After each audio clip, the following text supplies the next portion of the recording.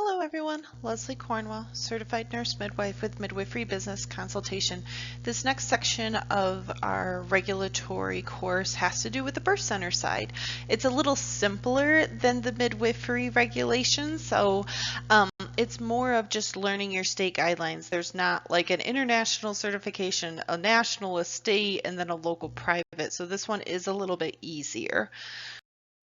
So as the same as last time and every disclaimer that I put on my courses, I want you to understand your state, your local, your unique needs. So get the best of the best on your team, get some accountants, lawyers, and local experts.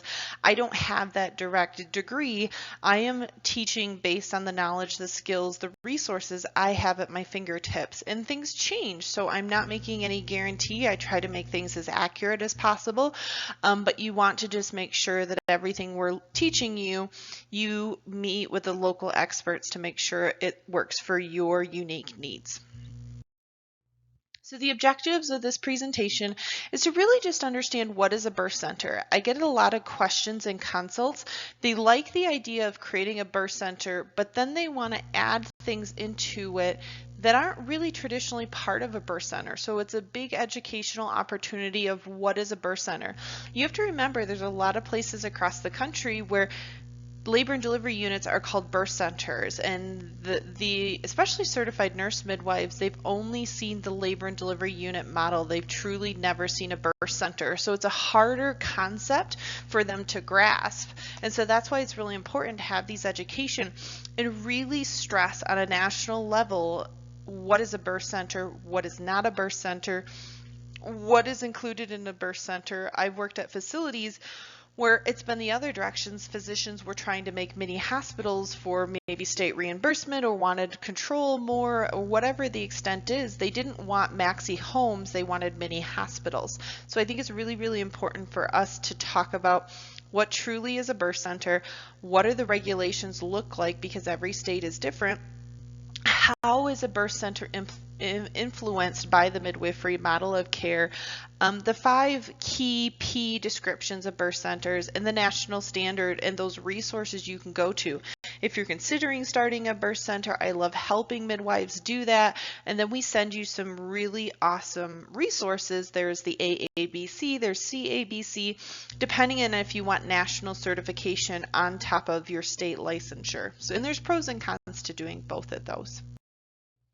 So what is the definition of a birth center? It is truly a healthcare facility for where a woman goes to birth her babies, and it's influenced and profited by the midwifery model of care. So it tends to be homey, it tends to be normal focused. With my birth center, we had so much fun. We literally took a house that a chiropractor had commercialized, and the layout was perfect. We redid a couple of the back bedrooms into gorgeous birth rooms. So we had custom tubs put in, we had the open layout, we had a fireplace, we had just that warm, comfy feel. You want women to come into your birth center with their families and take a big, deep breath sigh when they walk in, that they're relaxed, they're comfortable. This is a place I want to birth. I always talk, it's like a fancy bed and breakfast. You don't want it to feel too medicalized. You want this medical equipment round, but you want it more concealed. You want it more of a normal approach. You want to balance out the medical interventions to be available and embracing birth as a normal process. So they're typically freestanding. I've seen it a few times where there's separate units within the hospital that they get accredited on a national and state level as a birth center. But most of the time, it's a freestanding building that's either across from a hospital or within 30 minutes of a hospital. We want to stress that birth centers are integrated part of the bigger healthcare system. You don't want to be just a solo cowgirl fighting the fight, and then if something is happening, then you get involved in the physicians and the hospital system and those transports, because that's when safety starts becoming an issue. So whenever you create your policies, your protocols, your mission and values, you want to be closely connected with the healthcare and the higher acuity resources, but acknowledging you're only going to use them if you need them versus they're routinely part of your care. So the philosophy at a birth center, it respects and it facilitates women's rights, which is very similar to the midwifery model, and that's why most birth centers are started and ran by midwives. There are a few state regulations where you have to have a physician medical director. There's birth centers started by physicians because they absolutely love midwifery model of care. So it doesn't really necessarily mean who owns it and who directly works at it, but the core philosophy is that physiological approach, and it's closely integrated with the bigger healthcare system. So I wanted to give you some pictures because I think pictures speak louder than words of these gorgeous birth centers all over the country, and you're going to notice a consistent theme. There's not hospital beds, there's not stirrups, there's not bright lights, there's not, it's a home-like environment. These are routine queen beds and gorgeous big tubs to deliver in. Birth centers a lot of times will do water births. Hospital births tend to not do water births, and so having that home-like feel is really, really important for the birth center theme. So here's another gorgeous birth center, and you're going to see it's a tub, it's a room, it's spacious, you can move around. Sometimes there's different equipment present, but you want them to feel as comfortable as possible. They're going from their home to your home. So here's another one. Sometimes the tubs are in the middle of the room, sometimes they're in a corner, but it's a consistent theme. It's a bedroom, it's a family feel, it's a home-like environment.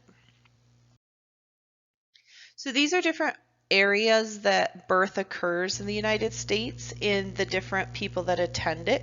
So as you'll see in the hospital setting, it's mostly physicians and nurse midwives practice in hospital setting. So other midwives in the hospital, that 17.2% typically is certified midwives, and there's a few states where certified professional midwives have hospital privileges. And then you'll notice for freestanding birth centers that it tends to be the other midwives, which are certified professional midwives, lay midwives, direct entry midwives, and then there's a few nurse midwives that practice in birth centers and home births.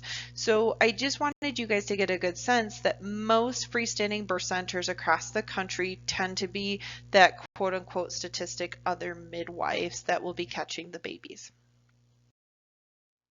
So birth center regulations, there are national accreditations, there's national guidelines, but most states now, and there's just a few that are left, have some form of regulations on the facility. How do you differentiate? You're not applying for a hospital facility, a surgical center. You are applying to create a birth center. What do I have to do in that state to get the license, to upkeep it? What are the policies need to look like? What are the mission, the zoning, the layout of the building? You're not, when you look at a birth center facility, the instinct of a midwife when we're designing it is to look at how beautiful the room is, the color on the walls, the themes, the interior designing. But a good chunk of the birth center regulations is the safety component. Are your hallways wide enough? Is there enough fire hazard protections? If you're in a high tornado zone, what are the safety measures in place? If EMS has to come in quickly and support your woman that is birthing, how can they safely get into that room and get her on a cart? And so those are the things a lot of birth center regulations are looking at, is what equipment do you have present? How are you training your staff? How are you keeping up with competencies? A lot of the quality, a lot of the skills. Safety is ultimately everyone's goal. So a lot of the birth center regulations, they're not going to tell you how to paint the room. They're going to tell you the minimum size of the room, the hallway, the fire extinguishers, the checking of the safety components of your facility. And so it's really important, if you're considering starting a birth center as a midwife, are you in a state that has birth center regulations?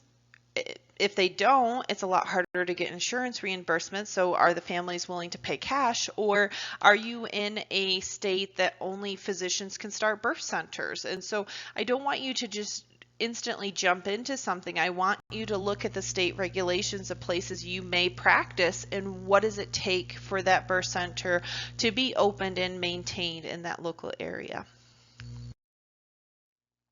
So these are some of the things to think about when you're talking about the birth center model with the midwifery rule. You want a good continuity of care. So I love seeing midwifery birth centers having family nurse practitioners where the babies past the first month and the husbands can be seen. You have that full scope community feel to it versus as soon as she's done having a baby, you send her somewhere else for GYN care. The baby is seen by your practice the first month, and then it's a pediatrician or another family practice office. And being able to practice to the most autonomous level of our scope is so important, because you have a lot of barriers for safety if there's restrictions on your birth center regulations or your midwifery regulations. Looking at your guidelines to practice, you want to make sure that they're up to date, that they cover all those what if situations. And you want to have clearly, so when you hire new staff and you aren't there all the time, everybody has an accountability of what is the standard of care and what's expected of them. Like even the simplest things of cleaning that tub and sterilizing your instruments is so important for safety and quality improvements. Having a good work-life balance. I mean, being a home birth midwife has a lot more demands on you being in multiple places at once versus a birth center. You can have your prenatal visits down the hallway. You can have 2-3 birth rooms. You could have a couple ladies at the same time where you have some great birth assistants helping you with labor support. It does tend to, with birth centers in a single location that women are birthing, a little easier on the midwifery demands. And then an effective working relationship. You want to work closely with physicians, with specialists, with the healthcare system, your EMS team. You want to have conversations. You want to have meetings before there's a problem, making your policies, having a clear expectation. I mean, even the simplest things of who to call and what door to go in a hospital that's down the street when it's weekends and nights versus calling 911. Like, those are important things. If minutes matter, you really want good outcomes in the end, and you don't want these simple things based on a flow of different departments and who to call for what to be barriers of time. So there's 5 P's when you look at the birth center model. You want to look at the people, you want to look at the place, you want to look at the type of program, the practice of midwifery, and making sure it's part of the bigger healthcare system. So the people you want to look at, you are taking care of healthy, low-risk women. We don't have an OR down the hall. We don't do vacuums. We don't do inductions. We don't take preterm ladies. We don't take post-dates inductions. Typically, we don't do VBACs. We don't do twins and breaches based on each state regulations, but I'm just doing a generalized. We take care of low-risk, healthy women based on national standards, and so we want to know who are the people. And the nice thing is most of the women in the community are that good candidate for birth centers and out-of-hospital midwifery service. So you want to look at the staff. What's the qualifications? If you're going to hire certified professional midwives, direct entry, nurse midwives, if you're going to have nurses, medical assistants, birth assistants, what is the training and what professional liability insurance do you want to consider having for your birth center facility, for your business, for your professional practice, so that you can protect your hard-earned assets short-term and long-term? And the people, it's looking at who are qualified obstetricians and pediatricians in your community that you would love to create a long-term relationship with as cross-referral, knowing that your families are going to get continued care in someone that has a very similar philosophy to what you do. So it's the place. We stress it's a maxi home. It's not a mini hospital. You don't want a triage room. You don't want hotel doors down the hallway of other specialists. You want a home-like environment. She walks in, it feels spa-like, it's comforting, the kids can play in the waiting area, it's relaxed, it's inviting. You want them to feel safe and calm and comforted that this is a place they would like to birth their children. You want to make sure the place is safe. You want to make sure it's kept up to codes. If you consider buying a building, what's the electrical work, what's the water, what's the foundation. You want to make sure this building is safe, because if there's old electrical and it's not maintained, it's a higher chance of fire.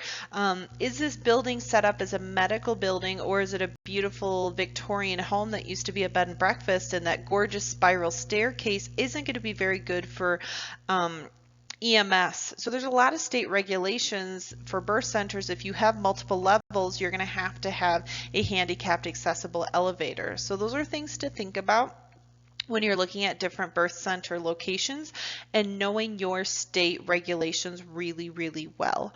Understanding what equipment is present for a birth center at a hospital delivery is very, very different than in a hospital. Hospitals have to, within EMTALA, be ready for anything that comes through the door, high risk, low risk, anything. We are a private practice. We are not held to EMTALA. Our equipment, our standards, our training, our emergency procedures are set up for low risk, healthy women. It's a freestanding facility. You could be right across from a hospital, or you could be up to 30 minutes from a hospital. But you want to have policies and protocols for transport, for collaboration. Even though you're freestanding, you tend to be private, not part of the bigger system as employment. You still want to be closely connected with those other healthcare facilities, because that's what makes good outcomes.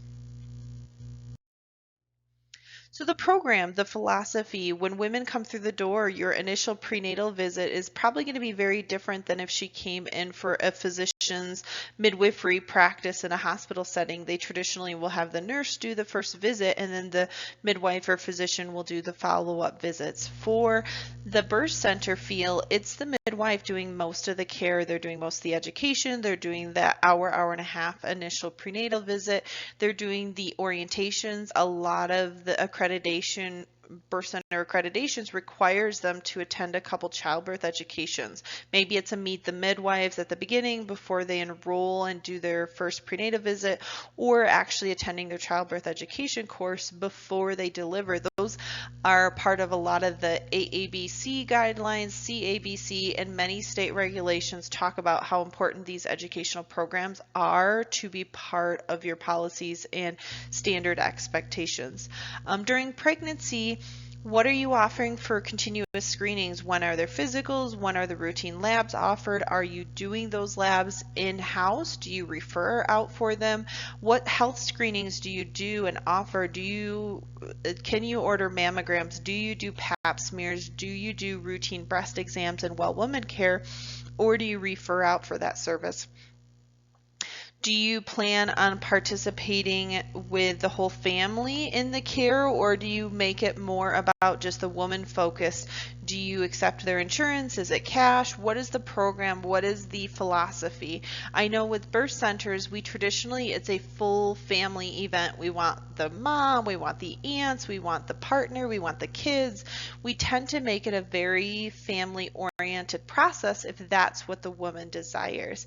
I've had the other direction where women want very private. They want to just be her and a partner and quiet and peaceful, so we respect those birth choices. The educational program, a lot of self-care, a lot of preventative medicine, and a lot of preventative counseling. We tend to not be about let's treat and cover up symptoms. Let's get to the root of the cause and the problem of what's going on. And it's mind, body, soul. It's so socioeconomical. There's a lot of barriers when we're trying to figure out how can we serve families better. We're looking at a lot of multidisciplinary directions. So other parts of the program, obviously when you're on call for birth, you need to have a policy of 24/7 availability. We traditionally don't do call service, answering services. We are, as midwives, we rotate either a team or solo, being that answering service 24/7 for families. So it's really important to have clear expectations and to have that written in availability. So a lot of birth center regulations require you to have a policy noting you're available 24/7 for families. We take it for granted. We think, duh, that's an obvious one, but it has to be written. It has to be recognized with state regulations. What are you doing for follow-up newborn testing? What parts of the scope are the midwives doing? What do you refer out? having during the actual labor, there is a midwife, there is a physician that's actively present in the building, either in the room at all times, and it may be a birth assistant or a nurse that's doing a good chunk of the labor support if you're in another room, but you have to have in your policies that that person is on site, because that's the skilled care provider, and labor tends to be where those rare high risk things happen. So you want to really be supportive with parenting and breastfeeding. You can have classes and promoting normalcy, promoting birth as a normal process, the family bonding, the breastfeeding resources. We really want to emphasize normal with our program, our mission, and our philosophy. So I'm not going to talk too much of the practice of midwifery because we did a really good job with that on the other slide. I'm just going to talk high level. The philosophy of midwifery is so complemented with a birth center model. We embrace normal, we embrace family, we embrace team decision making, preventative, birth is a normal process, and that has a complement. It flows over to your policies with the birth center, to your decision making, what type of clients you're going to serve, what philosophy, what branding you want to put out into the community is a mirror image of the practice of midwifery. So practice of the system as a whole, we want to be integral. What services are you going to determine are directly part of your practice? What parts are you going to resource out? When we as midwives choose to open a birth center, it's just as important for us to know our skills as it is what we don't have our skills. Do you have a list? Do you have connections? Do you know people in the area to send them to for counseling, social work, intimate partner violence, safety issues? There's an unusual mole on her arm. Do you know a great dermatologist to send her to? You just did a breast exam and there's some suspicious lump, then she has a strong family history of cancer. You want to know the best of the best in the area that you can send your families to. So it's really important to have us be the first line gateway to a lot of low risk healthy families starting out being seen by the bigger system, and we want to be the gateway to get them to the other great parts. So other parts, when you're doing the system, you want to write your policies to reinforce quality, to follow up, to build a relationship. You want to work really hard on good networking opportunities. Chiropractors are phenomenal, doulas, childbirth educators, lactation consultants. The list goes on and on. It's going to be a double part. You want to improve your outcomes of cross referral and learning from these other people. The chiropractor has a wealth of knowledge to help with nausea and migraines and back discomforts in pregnancy. I mean, acupuncture is phenomenal. So we want to learn from each other, and we also want to know when does it make sense to send someone to that person and their skill set, or this is outside of the scope of a midwife. I would like you to see my amazing obstetrician colleague, or this baby has a higher bilirubin, has a higher jaundice that first postpartum visit than I'm comfortable with. I would like to know a great pediatrician that I can get you into today, versus your answer is just sending them to the mainstream ER system, and that may not be the best place for a brand new baby to go day one postpartum. So this is a great map from 2019 of the different birth center regulations. So as we talked about in past slides, 80% of the states have regulations at this point. There's some that are pending regulations, and most of them do, and some are restrictive. Some require a medical director, some require a written consulting relationship with a physician or a hospital or a pediatrician, and some are more autonomous, that it's a close informal relationship you are creating, where it's written in your policies this is your go-to person, versus you have to in writing that person is going to take your transfers or continue that integral part of the relationship. So you just want to learn your state really well, and there's goods and bads of the states that don't have regulations. You can truly make a home into a birth center because it is a home away from home, but you have a lot of barriers with insurance reimbursement. So you need to think about your business plan and figuring out your fee schedules and financial long-term strengths. Each state has different overhead costs. Some supplies are required in some locations and aren't in others. So you really have to know your state and what is required. And when you're making your business plan and wanting to start a birth center, it's so important you have your state birth center regulations memorized if they exist.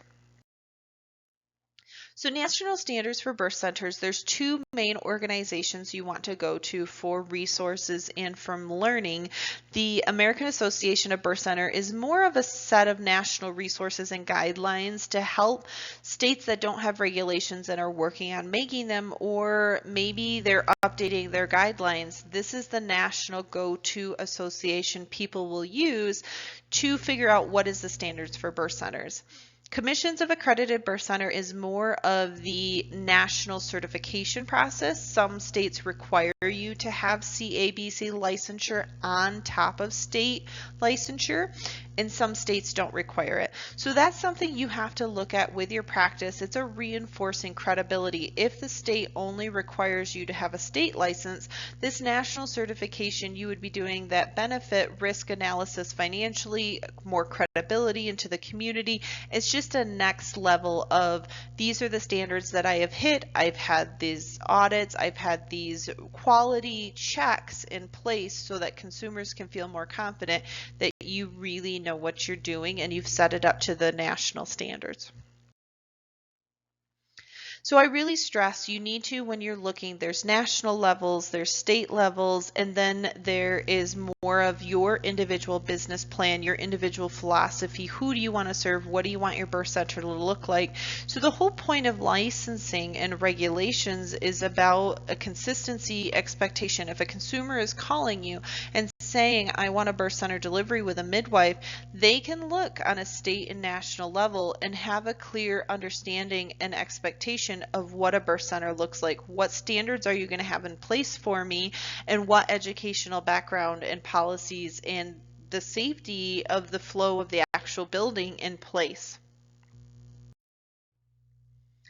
So every place is different, and I can't stress enough, it's not nearly as complicated as midwifery standards and educational pathways. You're looking at a facility, you're looking at zoning, you're looking at the layout of the building, you're making sure you have policies in place, you're making sure you have the staffing, training, the continuing education, the written or informal consulting and collaborating relationships with the local labor and delivery services, the local physicians. You really want to be an integral part of the community because that's what improves the outcomes. Those transfers many times are low key. It's for an epidural. It's she's slow to progress. She's fine. Baby's fine overall, but we need additional augmentation from the hospital facility. But if you get the situation where minutes matter, it's a rare serious emergency, we want to improve outcomes by having those strong quality improvement programs in place and following them and making sure our staff is fully aware of what they are. So there's different ways you can improve the standards and just addressing the following. So these are a lot of when you do a CABC or you look at the consistent themes of state regulations, there's very key things you're going to see. They're going to want you to talk about the scope of services. What do you do in your policies that the midwives practice independently? What do they collaborate with for physicians? And what do you refer out to a specialist, hospital delivery, XYZ services? What is your philosophy of care? What's your mission? What's your value? What do you as the midwifery team offer to your families? Just the overall administration business stuff and the backdrops, the planning, the board, the legal structure, and how do you have it all set up in the backdrops? Human resources, that has to do with your training, your job description, your competencies, your protocols, your peer reviews, if there's a near miss, if there's quality evaluations. You want to make sure that you have the best care possible. You guys are doing practice drills, you're leaving room in your budget for the staff to have continuing education. You want to be able to do continual research. You want to make sure that the standards you're offering now are the same standards 3 years from now, because evidence changes, guidelines change all the time, so you want to keep up with all those things. So there's birth center regulations, and you just, the big thing I stress in here is most states have regulations. Know them really well. On top of your midwifery regulations, you want to know this facility is set up the way that the national and state guidelines want you to structure them. So we talked about the key concepts. They're going to look at your staffing, the layout of the building, the policies, the procedures. They want to make sure you're going to give safe care to the community long term.